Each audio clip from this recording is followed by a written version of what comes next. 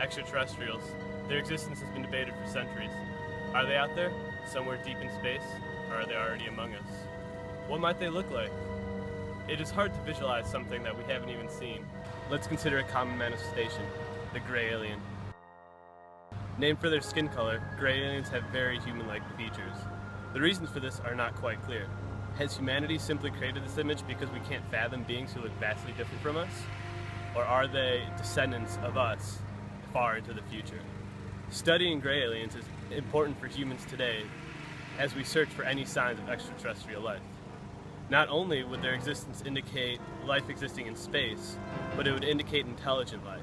This would have major implications for the Drake equation. With the discovery of gray aliens, the values of Fc and L would be greatly impacted. Fc being the fraction of civilizations that become technologically advanced, and L being the length of time a civilization communicates for. If gray aliens are just humans in the future, that might actually lead to lower values of Fc and L. The exact history of gray aliens is unknown, but it seems H.G. Wells first wrote about them in 1893. Even earlier sightings are possible, though. Let's focus on a different story, though. The story of a boy who encountered gray aliens by pure chance.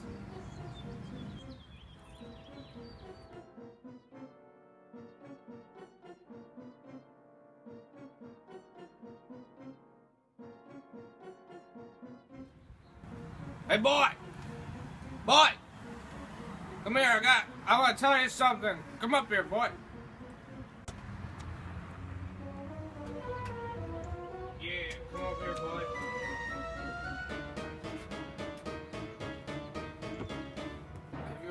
Have you ever heard about gray aliens?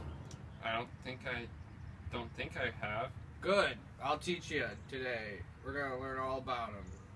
Come here, boy. Sit right here.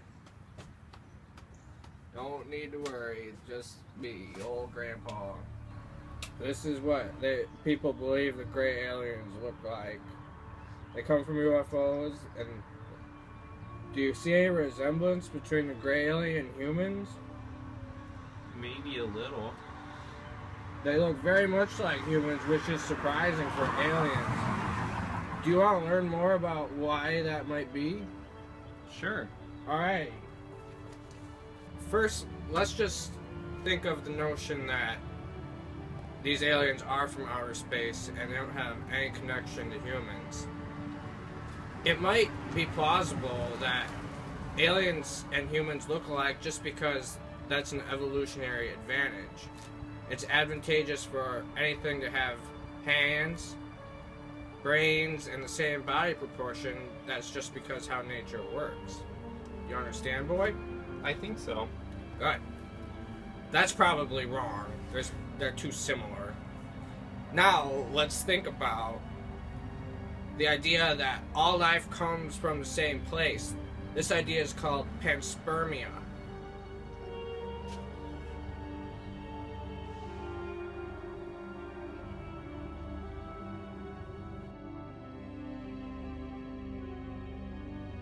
And in panspermia, microbes are brought to Earth by things like asteroids or comets.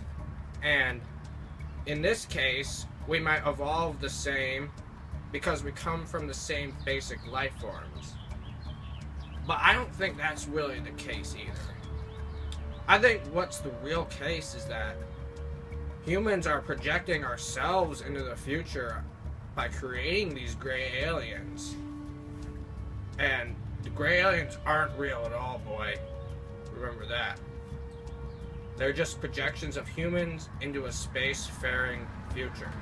Alright, little boy, you want to come inside my house? You can learn a little bit more about aliens from my friends, about how aliens are just an idea of a human. My mom says I shouldn't do things like that. It's okay, I have lots of fun stuff and it's safe. Okay. Come on!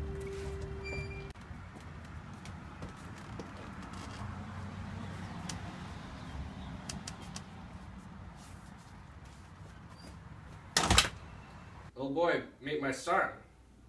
Hi. He's gonna teach you about why the gray aliens have big eyes. Sit down. Learn. Humans in the future could have very large, black, and opaque eyes with no discernible pupil or iris. Why is that? Well, most likely, we will be in an environment with not much light. Let's look at nocturnal animals on our planet, for example.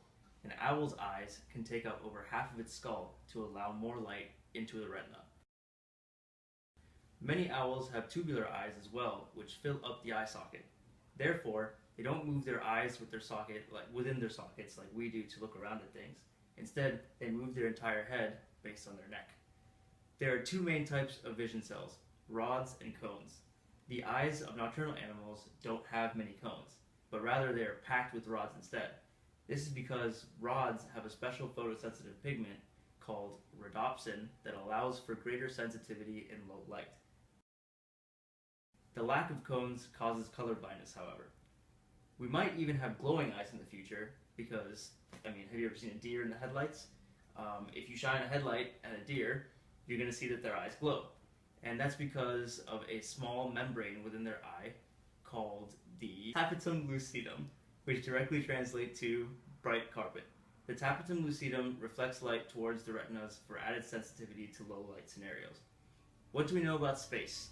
It can get pretty dark out there, so it's not a stretch that we would have developed eyes similar to those of nocturnal animals here on Earth. Hey, Butler, get that little boy's sandwich ready. He's hungry. Alright. Oh boy, look, it's my nephew. He'll tell you some more about gray aliens. Hey boy, grays are depicted as having unusually large heads in proportion to their bodies. They have really small mouths and really black, opaque pupils with no pupils. They tend to be around 2 to 4 feet tall, and their bodies are depicted to be elongated with a small chest, and they usually lack muscular definition and a skeleton structure. Their legs are really short and different from what we'd expect from a normal human. Their limbs are often depicted proportionally different from human beings too. And all these features seem to be agreeing with the idea that gray aliens are humans in the future because we would encounter less gravity and cramped spaceships if we were to go on a spaceship. You think you know a lot about gray aliens now, boy? I think so. So, they don't have any hair because scientists think hair is used for, climate control.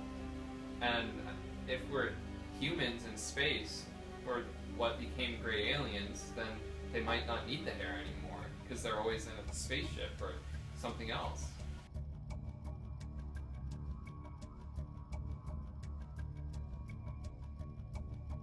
Alright. And the gray skin, if they're not getting sunlight and UV exposure, then I guess they probably wouldn't need melanin anymore, and they might adapt away from that. Right on, boy. Right on. You seem pretty smart, little boy. Say, I think I lost something in the basement and my eyes aren't very good. Why don't you, we'll head down there and see if you can find it for me. Alright.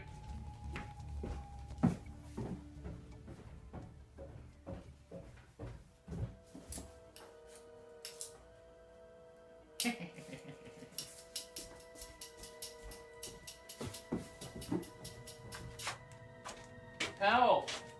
Where am I? Help! Don't worry, little boy! Ah! Ah! Don't worry, little boy! Ah!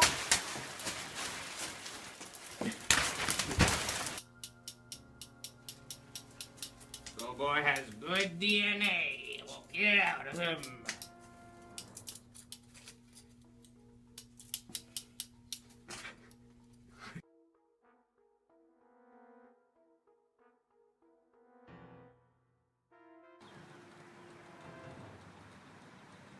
Thanks for the DNA, little boy!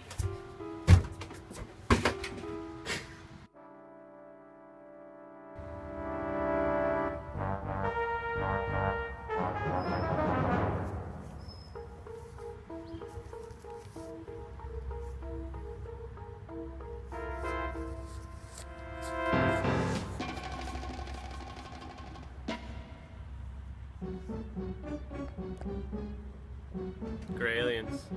It seems they might be among us. That boy, they noticed his intelligence, and they decided they must harvest his DNA.